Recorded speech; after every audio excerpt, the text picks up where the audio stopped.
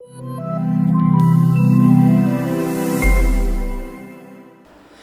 Infinites, welcome back to Infinite Financial Academy, one of the best financial institutions in the industry.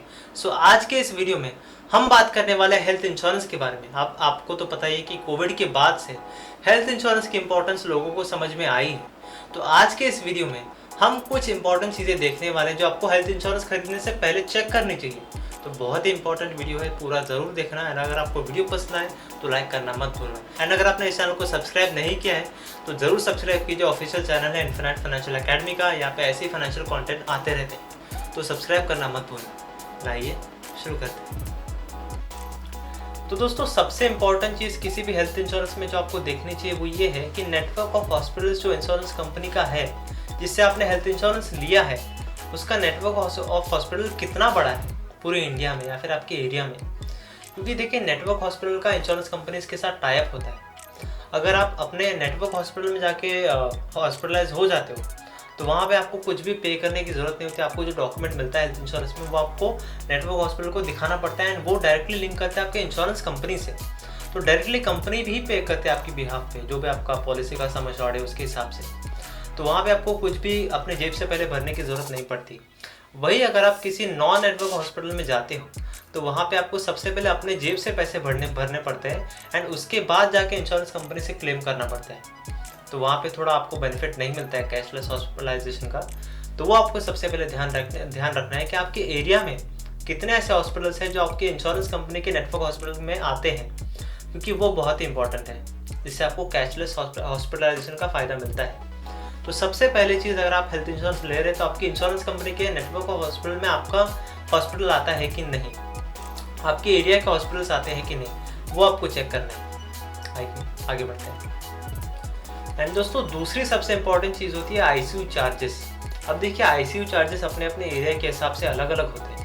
For example, Mumbai में अगर मैं देखूँ तो 20,000 से आईसीयू चार्जेस शुरू होते हैं पर डे के हिसाब से। मतलब हर एक दिन के आईसीयू में रहने के 20,000 आपको देने पड़ते हैं हॉस्पिटल को। वही अगर आप दिल्ली में जाएंगे तो वहाँ पे 30,000, 40,000, 50,000 से भी शुरुआत होती है। तो आपको अपने एरिया में देखना है कि आईसीयू चार्जेस के कितने प्राइजेस है आपके हॉस्पिटल्स में, उसके हिसाब से आपको हेल्थ इंश्योरेंस लेना चाहिए। एंड दोस्तों, थर्ड मोस्ट इंपॉर्टेंट चीज़ जो आपको हेल्थ इंश्योरेंस में देखनी चाहिए कि उस कंपनी का जिसके आपने हेल्थ इंश्योरेंस लिया है, उस कंपनी का क्लेम सेटलमेंट रेशो कितना है।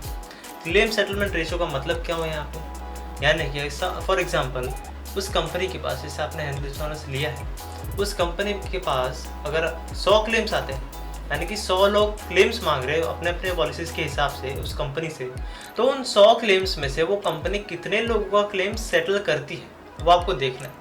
मोस्टली 90% से ज़्यादा ही होना चाहिए क्लेम सेटलमेंट रेशो किसी भी कंपनी का जिससे आपने हेल्थ इंश्योरेंस लिया है या फिर लेना चाहते हैं।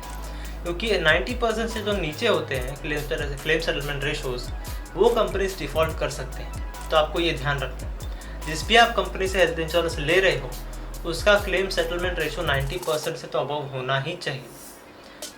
एंड दोस्तों, फिफ्थ मोस्ट इंपॉर्टेंट चीज़ जो आपको हेल्थ इंश्योरेंस में देखनी चाहिए कि उसका कोपे कितना है। जिसमें इंश्योरेंस कंपनी से आपने हेल्थ इंश्योरेंस लिया है उस पॉलिसी का कोपे कितना है। अब कोपे का मतलब होता है कि आपको अपने जेब में से पैसा भरना होगा।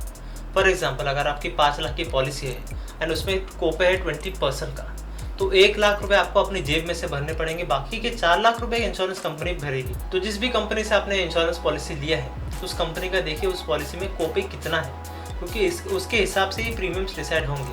जितना ज़्यादा कोपे होगा उतना ही कम प्रीमियम होगा, क्योंकि आप कोपे के हिसाब से आपको ज़्यादा अपने जेब से पैसे भरने पड़ेंगे तो वो प्रीमियम्स कम चार्ज करेंगे। वही अगर कोपे कम है या फिर नहीं है तो आपको प्रीमियम ज़्यादा भरना पड़ेगा। तो ये ज़रूर देखना है आपको कि कोपे कितना है आपकी पॉलिसी में। एंड दोस्तों, last but not the least, restoration. ये भी आपको चेक करना है आपकी हेल्थ इंश्योरेंस पॉलिसी में। अब रिस्टोरेशन का मतलब क्या होता है, देखिए फॉर एग्जांपल आपकी 5 लाख की पॉलिसी है। अगर आपने पॉलिसी पीरियड में, जो कि नॉर्मली 1 ईयर का होता है, अगर आपने उस साल में पूरे के पूरे 5 लाख रुपए यूज़ कर लिए तो आप बाद में क्लेम कर नहीं पाओगे क्योंकि 5 लाख रुपए यूज़ हो गए। लेकिन रिस्टोरेशन में क्या होता है कि वो 5 लाख वापस से आपके इंश्योरेंस पॉलिसी में रिचार्ज हो जाएंगे, तो आप वापस से 5 लाख पॉलिसी 5 लाख रुपए यूज़ कर सकते हैं। यानी कि आप 10 लाख रुपए यूज़ कर सकते हो आपकी पॉलिसी में से उसी साल में। ऐसा भी फीचर होता है। एंड रीलोड एक अलग चीज़ होती है जहाँ पे आपको किसी स्पेसिफिक बीमारी के लिए अगर आपने क्लेम किया है तो उस स्पेसिफिक बीमारी के लिए वापस से आप उसी साल में क्लेम नहीं कर सकते, अपने पॉलिसी टर्म में वापस से क्लेम नहीं कर सकते। फॉर एग्जाम्पल, अगर आपने 5 लाख की पॉलिसी ली है और आपने 3 लाख रुपए क्लेम कर दिए पहले साल में पॉलिसी टर्म में, तो आपने वापस से अगर वही बीमारी के लिए क्लेम किया 3 लाख रुपया, तो आपको इंश्योरेंस कंपनी क्लेम नहीं देगी।